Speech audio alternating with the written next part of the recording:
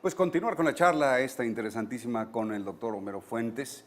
Vamos a platicar ahora, le hacemos la pregunta, estamos hablando sobre el virus del papiloma humano y de cómo es que incide en una tasa altísima, tal vez especulábamos alrededor del 90% en el cáncer cérvico-uterino. Doctor, la pregunta eran dos. La primera de ellas, si finalmente se trata de un virus y regularmente el organismo cuando es invadido por virus, si no nos mata, generamos anticuerpos que eventualmente nos dan cierta inmunidad a ese mismo virus. ¿Qué sucede en el caso del papiloma? Sucede que esa inmunidad no necesariamente se presenta, porque si bien el virus te protege contra esa propia infección de ese mismo virus, resulta que la capacidad mutagénica que tienen los virus en su descendencia pueden llegar a producir, vamos a decir, descendientes que tienen características a la postre de 3 o 4 generaciones diferentes. Y entonces tu contacto con, vamos a decir, el bisnieto del virus inicial que te infectó, no necesariamente te hace inmune a él porque ya tiene otras características. Y ahí la dificultad, por ejemplo, de las vacunas, de la cual hay mucha controversia. Claro. Se dice, por ejemplo, para empezar la vacuna para el virus del papiloma humano, se dice que se debe aplicar en las niñas o en las jovencitas, vamos a decir que entre los 10 y los 12 años, entre los 9 y los 13 años, más o menos, antes de que ellas hayan tenido algún contacto con cualquier posee de virus del papiloma humano, que por cierto es transmitido por el hombre, ¿sí?, de manera totalmente asintomática. El hombre no tiene ninguna sintomatología. Meramente un vector. Es un vector y lo transmite. El punto es que esa vacuna dura aproximadamente 10 años y te protege particularmente contra quizás la subespecie 16, 18 y hay una trivalente y una tetravalente que te da contra 4. Pero no necesariamente te protege contra las mutaciones. Tiene un periodo muy corto, que son 10 años. No sabemos ahora si después de 10 años siga funcionando o no. No sabemos si se puedan volver a revacunar o no. Tampoco lo sabemos, ¿sí? Y recientemente salieron algunas publicaciones de daño o de efectos colaterales bastante notables, probablemente asociados a la vacuna. Ni siquiera estamos seguros de eso. Y en tanto, pues se dejó en stand-by.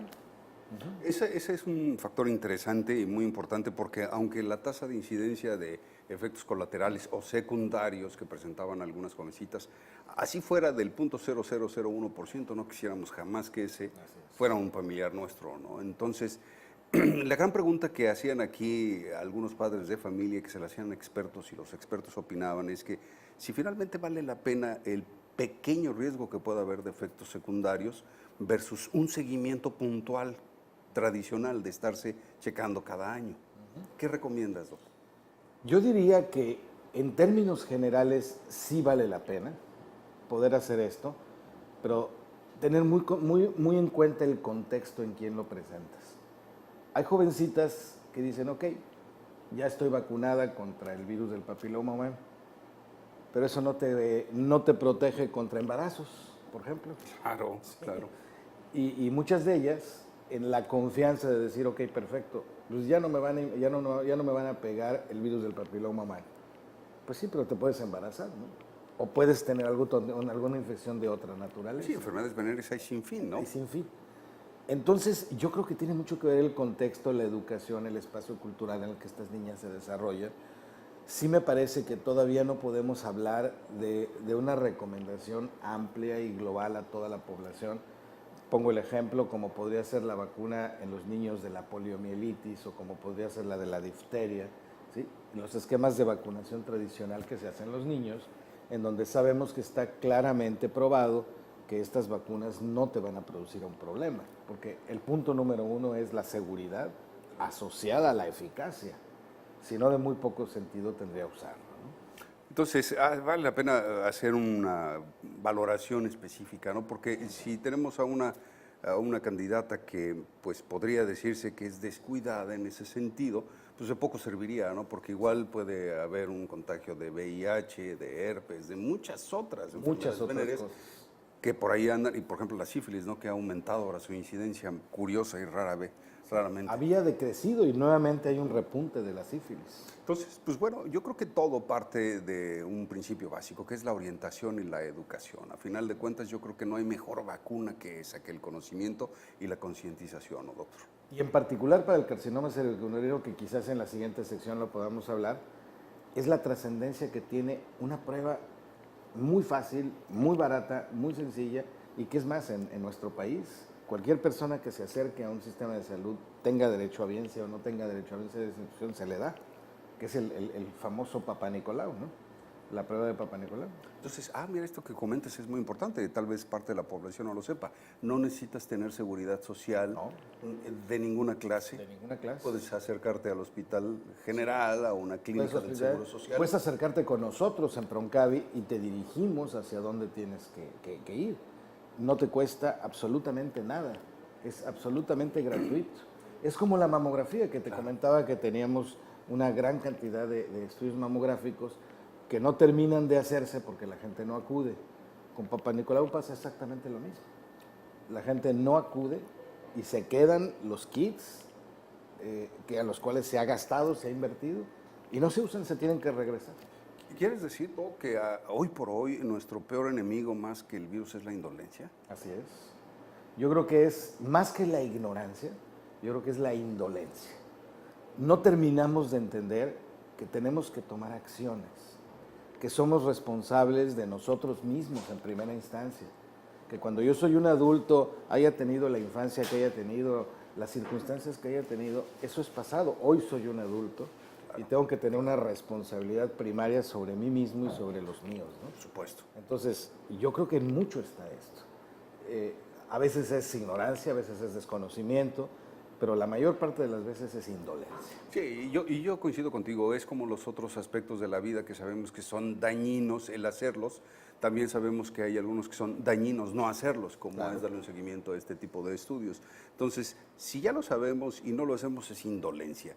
Si ignoramos su existencia o su peligrosidad, podría ser ignorancia, pero en este caso creo yo que la sociedad, los sistemas de salud, tengo que reconocerlo, sí se han esmerado en hacer campañas de concientización, por lo menos de información. Es que el problema es que una cosa es la información y otra cosa es la concientización. Ese es un paso todavía mucho más grande que hay que dar, ¿no? En donde la gente logre aterrizar esta información que ya conoce y que sepa su importancia. Nuestro eslogan de Proncavi es prevención en acción. ¿De qué sirve que sepas? ¿De qué sirve que tengas la información si no actúas? Por supuesto. Si no ejerces ese conocimiento en situaciones específicas que te protejan. Doc, pues quiero agradecerte muchísimo la visita. Tengo aquí una pregunta del público. Si mi hija ya se aplicó la vacuna, ¿qué me recomienda hacer? Creo que no me informé lo suficiente antes de decidir, antes de tomar la decisión de hacerlo. ¿Qué recomendaciones hay para quienes ya tienen la vacuna? Justo lo que tú decías, una vigilancia cercana, ¿sí? El hecho de que haya habido alguno o algunos casos presumiblemente relacionados y daño a algunas personas no significa que sucederá con todas. ¿Sí? Yo creo que a ella específicamente, que ya fue vacunada, no es una mala idea. Hay que darle un seguimiento, hay que vigilar, hay que checar que todo esté más o menos bien. Mi sugerencia es que acuda con su médico de manera regular, que no olviden el punto y que le den seguimiento. Bueno, ya lo había comentado el doc más o menos a mitad de la entrevista. Sus recomendaciones, si tuviera que elegir, ponerme o no la vacuna. Si yo tengo la educación, la información, el contexto y el apoyo, la respuesta sería sí. Sí, por supuesto. Bueno, pues ahí lo tienen. Quiero agradecer muchísimo su participación. Muchas gracias. Espero que esta entrevista haya sido ilustrativa en muchos de estos sentidos. Y pues bueno, a final de cuentas, los únicos responsables de lo que le pasa a nuestro cuerpo seguimos siendo nosotros. Así es. ¿Nos da los números de contacto de la asociación, por Mucho favor? gusto. En Proncavi estamos para servirles en el 687-4820, tanto en el website como en el Facebook como Proncavi AC. Y recuérdenlo, algo que me parece puntual, que quiero resumir yo y rescatar de toda la entrevista, es que comuníquese con ellos para que los orienten dónde pueden tomar estas pruebas sin costo alguno para usted. qué hay que hacer y cómo y en dónde hay que pedirlas, ¿verdad? Así es. Doc Homero Fuentes, oncólogo, muchísimas gracias Un por tu placer, visita. Javier. Te esperamos en una próxima ocasión. Vamos a continuar contigo, Xóchitl, ¿qué nos tienes?